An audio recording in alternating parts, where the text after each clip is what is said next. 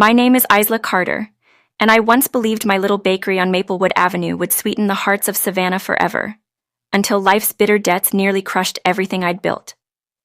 Just when I was ready to close the doors for good, an old man walked in one rainy night, begging for a forgotten birthday cake that would change both our lives in ways I never imagined. What happened after that reminded me what love, loss, and second chances truly taste like. Where are you watching from? Drop your location in the comments, and don't forget to subscribe for more incredible stories. On Maplewood Avenue, tucked between the weathered facades of old Savannah, stood my bakery, silent, dim, and tired. The soft hum of the refrigeration unit was the only heartbeat left in the place, steady and mechanical, like a ghost that refused to leave. Beyond the glass displays, where once vibrant pastries and glossy pies tempted passers-by, only a few forgotten relics remained. A pair of eclairs I hadn't the heart to toss out, and a tiny lemon tart, its glaze dull under the sterile fluorescent light. Their presence mocked me, reminders of what used to be my dream. My name is Isla Carter, and I had spent 2 years building this dream with my bare hands and reckless hope. When I first opened Sugar Haven, I thought Savannah's charm and its endless stream of tourists would keep my ovens busy and my heart full. I imagined children giggling with frosting on their lips, couples holding hands beneath the Spanish moss outside while sharing a slice of red velvet. Instead, what I got was silence, broken only by the occasional beep of the card reader tallying another meager sale. The landlord's notices had grown sharper each month, the latest one a curt demand taped to the door. No pleasantries, just numbers that screamed final warning. The bank's emails were colder still, their bold letters and sterile tone pressing down on my chest every time I dared to open them. Even the suppliers who once extended grace and kindness had stopped calling altogether. Grace, like sugar, runs out eventually. I ran a vinegar-soaked cloth across the empty shelves, the sour smell biting through the faint sweetness that still lingered in the air. My hand trembled slightly as I reached the corner of the front display case. There it was, the small crack I'd noticed the very first week I opened. Back then, I laughed it off as nothing, just a careless bump during a delivery. But over time, that crack had grown into a symbol, an invisible fracture spreading through everything I had built. The glass was still standing, but barely. So was I. I turned off the main lights, leaving only the warm kitchen glow behind me. The stainless steel counters reflected it softly, turning the once clinical space into something gentler, almost forgiving. For a fleeting second, I let myself imagine I wasn't drowning in debt, that I was simply a baker again, covered in flour, humming to the rhythm of the mixer, believing in the sweetness of small miracles. But the reality was louder than my imagination. The weekend ahead was my silent deadline. If no miracle came before Monday, I would close Sugar Haven for good. I would hand over the keys, call it a hiatus, and pretend it wasn't the end. Americans love gentle lies. I knew better. I leaned against the counter, closed my eyes, and let memories bleed into the present. The smell of cinnamon rolls on opening day, the laughter of strangers who had wandered in by chance, the thrill of that first sale. I remembered whispering to myself, "This is it, Isla. This is where you belong." But rent, bills, and slow winters have a cruel way of grinding dreams into dust. Each month chipped away at my spirit until all that was left was exhaustion. I dropped the rag, letting it land with a soft thud on the counter. Maybe a clean shop would make saying goodbye easier. Maybe not. Just then, the bell above the door chimed. The sound startled me so much that I nearly sent the napkin holder flying. Customers at this hour were rare, almost non-existent. My heart quickened as I turned, expecting a lost tourist or someone looking for directions. Instead, an elderly man stood in the doorway, framed by the glow of the street lamp outside. His coat was an old tweed, the kind men wore decades ago, with its edges frayed and collar dusted with rain. He looked both out of place and out of time, like someone who had stepped straight out of a faded photograph. His face was lined with weariness, but his pale blue eyes carried a kind of urgency that froze me in place. "Excuse me," he said, his voice gravelly but steady. "Are you still open?" Technically, I wasn't. The sign on the door said closed. The ovens were cooling, and I had already counted the register. But something in his tone, maybe the faint tremor or the plea buried inside it, kept me from turning him away. "I'm sorry," I replied softly. "We're just about closed." He nodded absently and stepped inside anyway, closing the door behind him with careful deliberation. The bell jingled once more, then fell silent. For a moment, the only sound was the rain tapping gently against the window. "My name's Edward Langston," he said suddenly, as if blurting out the words before courage could leave him. He fumbled in his coat pocket, pulling out a crumpled handkerchief that he held like it was sacred. "Tomorrow is my wife's 79th birthday. We've been married 54 years, and He stopped. His voice faltered. "I forgot to order her cake." The air in the bakery seemed to still. His words weren't a simple request.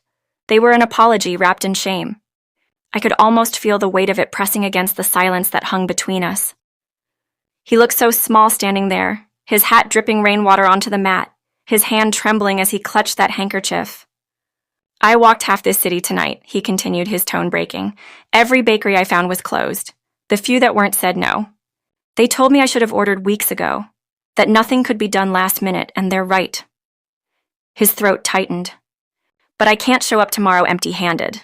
Not this year. Not after everything she's been through." Something softened in me. I could see his guilt, raw and unguarded. It wasn't about cake. It was about love and regret, about a man who had spent his life showing up, and now feared he'd failed her once when it mattered most. "What kind of cake?" I asked quietly. He looked up, startled, as though he hadn't expected hope to sound like that. "Red velvet," he said, almost whispering, "with cream cheese frosting. Nothing fancy. Just one sugar rose on top. She says a cake isn't dressed without one." I stared at him for a moment, torn between practicality and compassion. My pantry was almost empty. Flour and sugar, yes, but only one block of cream cheese, barely enough butter, and the last 2 vanilla beans I'd been saving for something special. And yet something in his trembling voice made me realize this was that something. "I'll make it," I said finally. He blinked, stunned. You will?" I nodded. "But you'll pay me tomorrow when you see it." He tried to argue, pulling out his wallet with shaking hands, but I shook my head again. "No, tomorrow." For a moment, the years seemed to peel off his face. Relief broke across his features like sunlight through rain clouds. 9:55, he promised, voice breaking with gratitude. "I'll be here." When the bell jingled and the door closed behind him, the silence that followed was different. Not empty, hopeful. I stood there for a long time, my pulse steadying, my chest lighter than it had been in months. Then I pulled my apron back over my head and tied it tight. If this was my bakery's last night, it would go out in sugar and light. The soft hum of the oven filled the kitchen, low and steady like a heartbeat that had been waiting to be heard again. I pulled down my grandmother's old recipe book from the top shelf, its spine frayed, its pages yellowed and perfumed with time. Across the faded lines of paper, her looping handwriting still smiled at me, each recipe written with care, each note in the margin carrying her warmth. My eyes found what I was looking for. Red velvet, measure with patience, stir with love. And below that, a note written in smaller script. A cake should whisper, not shout. That phrase had always stayed with me. Tonight it meant something different. It wasn't about impressing anyone or keeping a business afloat. It was about whispering love through flour, sugar, and time, about giving someone the chance to feel remembered. I laid out what ingredients I had left. 1 block of cream cheese, 2 sticks of butter, barely enough sugar to fill a single bowl. The cocoa tin felt lighter than I remembered, its metal cool and hollow. I cracked open the last 2 vanilla beans, their scent filling the air, sweet, sharp, and alive. The aroma wrapped around me like a memory. For months I'd been baking in silence, out of obligation, not passion. But now every movement, the scraping of a spatula, the sifting of flour, felt like purpose again. The kitchen glowed under the yellow light, the stainless steel counters reflecting a quiet warmth. I whisked the cocoa and buttermilk together until it turned the deep shade of red that gave the cake its name, the color of love and loss and everything in between. As the batter thickened, my mind drifted back to my childhood summers in my grandmother's kitchen in Brunswick. I remembered being just tall enough to peek over the counter, watching her mix, measure, and hum old gospel tunes while sunlight streamed through lace curtains. She'd always say, "Isla, patience is the flavor that never runs out." I used to roll my eyes at that. But tonight, as I scraped the last of the batter into the pans, I finally understood. The oven door closed with a gentle thud. I set the timer and leaned against the counter, the smell of cocoa slowly filling the bakery like a promise. The air felt alive again. For the first time in months, Sugar Haven didn't feel like a tomb of broken dreams. It felt like home. Outside, the streets of Savannah had gone quiet. The rain had stopped, leaving behind a sheen on the cobblestones that reflected the amber glow of the street lamps. Inside, my mixer whirred softly, beating the cream cheese into smooth white peaks. I spread it gently across the cooled layers, careful not to rush. My grandmother's words echoed in my head. Don't rush the soul out of it. I lost track of time. Minutes blurred into hours, broken only by the rhythm of my work, the steady swirl of the spatula, the scrape of the knife, the quiet thump of each layer pressed into place. When the final coat of frosting was smooth and even, I melted sugar in a small copper pot. This was the hardest part, the rose. My grandmother had taught me the delicate art of sugar work when I was 13. Molten sugar's like a secret, she'd said. It'll burn you if you're careless, but it'll bless you if you respect it. I watched carefully as the granules dissolved into liquid amber, swirling it off the heat at just the right moment. Then, working quickly, I shaped each petal, thin, fragile, translucent as glass. The air was cool enough that the sugar began to harden almost instantly, capturing the shape of each curve. One by one, I layered them into a rose, simple, silent, perfect. When I placed it in the center of the cake, the lamplight struck it just right, and for a moment it glistened like dew. The kind of shimmer that could only come from something born out of love, not perfection.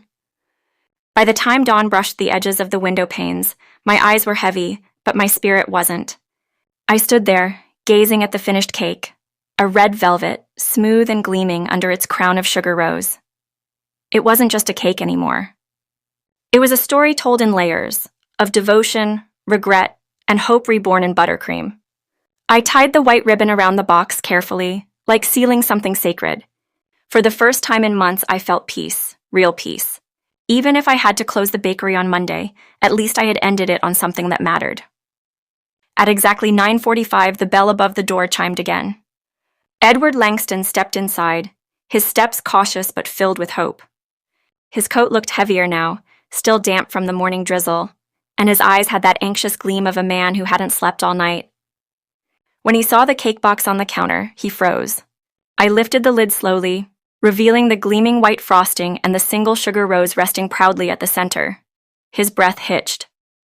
For a moment, he didn't speak. Then his eyes welled up. This is her cake, he whispered, his voice trembling. Every birthday, every single one, it's the same. He reached across the counter and took my hand, his grip warm and shaking. You don't know what you've done for me, Miss Carter. You've saved more than a day. You've reminded me why we made it this far. I wanted to say something, but my throat tightened too much to form words. I only nodded, smiling through the tears that blurred my vision. He left a few moments later, walking slowly down the street, the white cake box held gently in his hands like a fragile piece of happiness. As the bell jingled one last time, I stood in the soft light of my bakery, the scent of sugar and cocoa still hanging in the air. And for once, silence didn't feel lonely. It felt right. Hours later, as the city woke up, I sat by the window of Sugar Haven with a cup of cold coffee and watched the people pass by, strangers with umbrellas, couples walking hand in hand, shopkeepers unlocking their doors. I knew this chapter of my life was ending, but I also knew that something inside me had quietly rekindled. That night had reminded me who I was, not just a business owner or a failure, but a maker of small joys. And somewhere across town, I imagined a room filled with laughter, a woman with silver hair smiling at the sight of a cake topped with a sugar rose, her heart swelling not because of the dessert itself, but because someone remembered. At least one dream had been saved. By the time Edward Langston disappeared into the distance, the sunlight had stretched across the cobblestones, turning the street outside Sugar Haven into a river of gold. I watched him go, the cake box clutched carefully against his chest, his steps steady but fragile, like a man walking toward redemption. The bell above the door gave one last lingering chime, and then once again I was alone. Only this time the silence didn't sting. It settled softly around me like the kind of quiet that comes after a prayer. I looked around the bakery, my bakery, and for the first time in months, I didn't just see what had been lost. I saw what had been lived here. Laughter, sugar-dusted mornings, flour on my apron, the warmth of ovens that turned ordinary ingredients into hope. Still, as the hours crept on, reality began to return like the tide. The bills were still there, piled high in a drawer I hadn't opened all week. The lease was still expiring. And Monday was still coming. But something had shifted inside me. I wasn't afraid anymore. When the doorbell rang again that afternoon, I half expected it to be the landlord or another delivery man asking about the overdue balance. But when I turned, it wasn't a man in a suit. It was a young woman, maybe 31 or 32, with dark auburn hair pulled into a loose bun and eyes that seemed to study everything they landed on. "Are you Isla Carter?" she asked. I hesitated. "Yes. Can I help you?"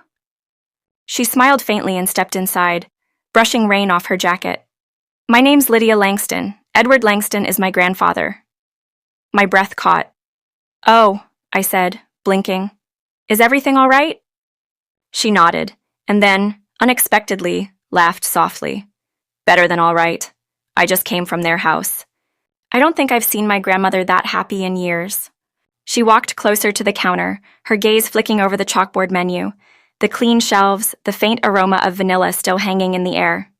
"She cried, you know, when she saw that cake. She said it was exactly like the one he used to get her every year when they were younger. The same color, the same frosting, even the rose." Lydia paused, smiling. She took one bite, closed her eyes, and said, "He remembered." The words hit me harder than I expected. My throat tightened again. "I'm glad," I whispered. Lydia looked at me for a long moment, then said, "He told us everything. About how you stayed up all night. How you refused to take payment until he saw it himself." She shook her head slowly. "That wasn't just kindness, Miss Carter. That was grace." I didn't know what to say. My eyes fell to my hands, still dusted faintly with flour from the night before. She pulled something from her bag, a white envelope, and slid it across the counter. "My grandfather wanted me to give you this." I hesitated before taking it. It felt heavy, not just from what was inside, but from the gesture itself. When I opened it, I froze. Inside were several crisp bills, more than enough to cover the month's rent, and a small folded note in shaky handwriting. "For the woman who reminded me what love tastes like. Edward Langston." My breath trembled.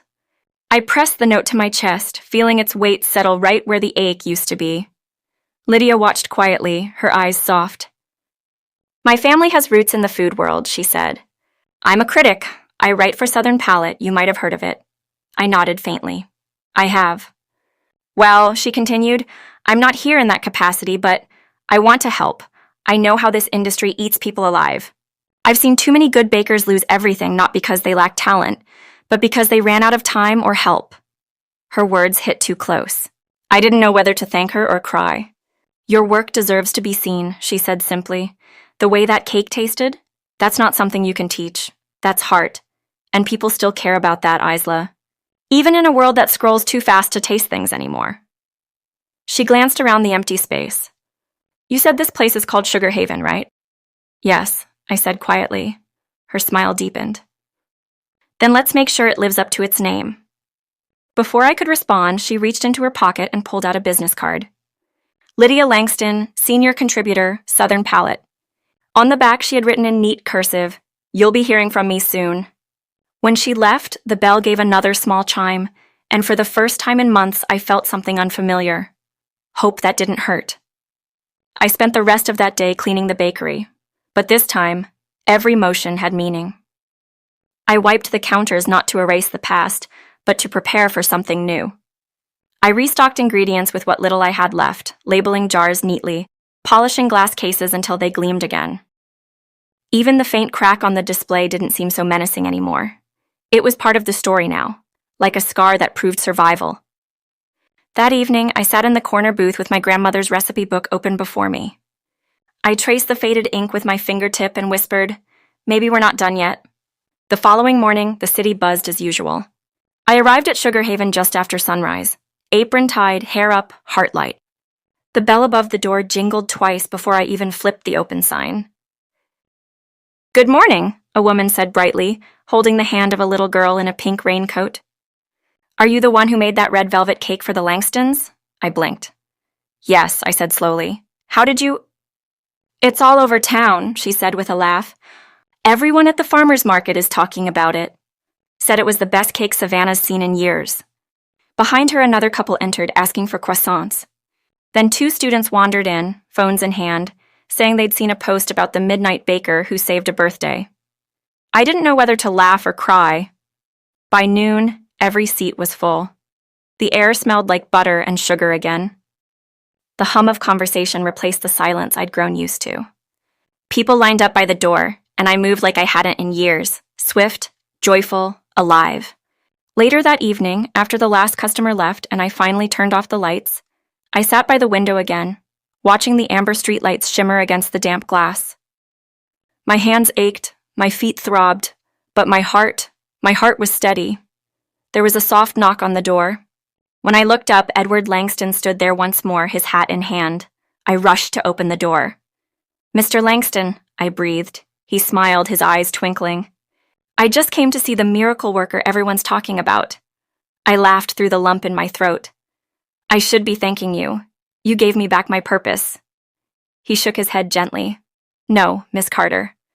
You just needed someone to remind you of the sweetness you'd forgotten you still had." He handed me something, a small white box tied with a red ribbon. "Evelyn asked me to bring you this." Inside, nestled carefully, was a slice of the very same cake I'd made. On top, a tiny sugar petal she must have saved from the rose. And beneath it, a note written in elegant, looping handwriting.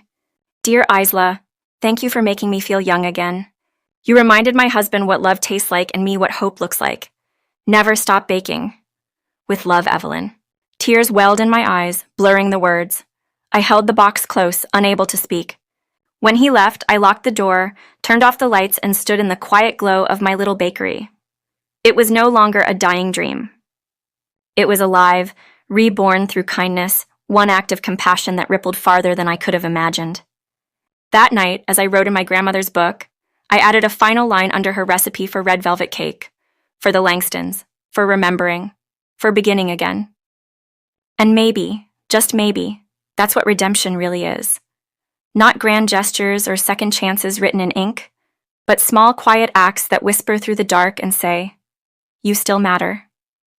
I closed the book, turned off the last light, and smiled to myself. The scent of sugar and cocoa lingered in the air, soft and warm, like the echo of a promise kept. Outside, Savannah slept beneath the moss-covered oaks, and the sign on my door still read Sugar Haven. But now it wasn't a name. It was a truth.